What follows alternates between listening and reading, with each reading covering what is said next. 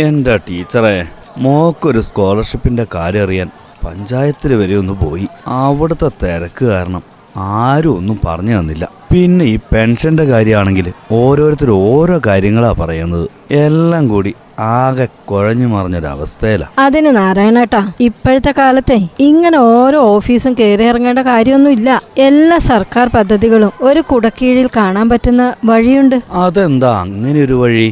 നമ്മുടെ ഭാഷയിലേ ഇതൊക്കെ പറഞ്ഞു തരാൻ അവിടെ ആരെങ്കിലും ഉണ്ടോ? പിന്നില്ലാതെ വികാസ് പീഡിയ എന്ന് കേട്ടിട്ടുണ്ടോ? കേന്ദ്ര സംസ്ഥാന സർക്കാരുകളുടെ എല്ലാ പദ്ധതികളും അതിലുണ്ട്. സ്കോളർഷിപ്പ്, ചികിത്സാ സഹായം, കുട്ടികൾക്കും സ്ത്രീകൾക്കുമായുള്ള പദ്ധതികൾ, അങ്ങനെ എല്ലാം അതില് കൃത്യമായിട്ട് എഴുതിയിട്ടുണ്ട്. ഇതൊക്കെ നമുക്ക് മനസ്സിലാവുന്ന രീതിയിലാണോ ടീച്ചറെ? അതെ നാരായണേട്ടാ, ശുദ്ധമായ മലയാളത്തിൽ തന്നെ വായിക്കാം.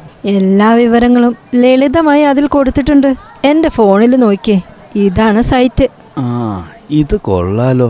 ഇനി ആരോടും ചോദിക്കാൻ നിൽക്കണ്ടല്ലോ. നിങ്ങൾ വികാസ് പീഡിയ പോർട്ടൽ സന്ദർശിച്ചിട്ടുണ്ടോ? നിങ്ങളുടെ ഭാഷയിൽ പൗര കേന്ദ്രീകൃത വിവരങ്ങൾ ലഭ്യമാക്കുന്നതിനുള്ള ഇന്ത്യൻ ഗവൺമെന്റിന്റെ ഇലക്ട്രോണിക്സ് ആൻഡ് IT മന്ത്രാലയത്തിന്റെ ഭാഗമാണിത്. ഇതിൽ കൃഷി, വിദ്യാഭ്യാസം, ആരോഗ്യം, സാമൂഹ്യക്ഷേമം, ഊർജ്ജം, ഗവേണൻസ് എന്നിവയുമായി ബന്ധപ്പെട്ട സ്കീമുകൾ, സാങ്കേതിക വിദ്യകൾ എന്നിവയെക്കുറിച്ചുള്ള വിവരങ്ങൾ നൽകി വരുന്നു. വിവരങ്ങൾ വായിക്കുന്നതിനു പുറമെ വികാസ് പീഡിയയിൽ നിങ്ങൾക്ക് രജിസ്റ്റർ ചെയ്യാനും നിങ്ങളുടെ വിവരങ്ങൾ പങ്കിടാനും കഴിയും. കൂടുതൽ വിവരങ്ങൾക്കായി www.vigaspedia.in സന്ദർശിക്കുക. റേഡിയോ മാറ്റുലി 90.4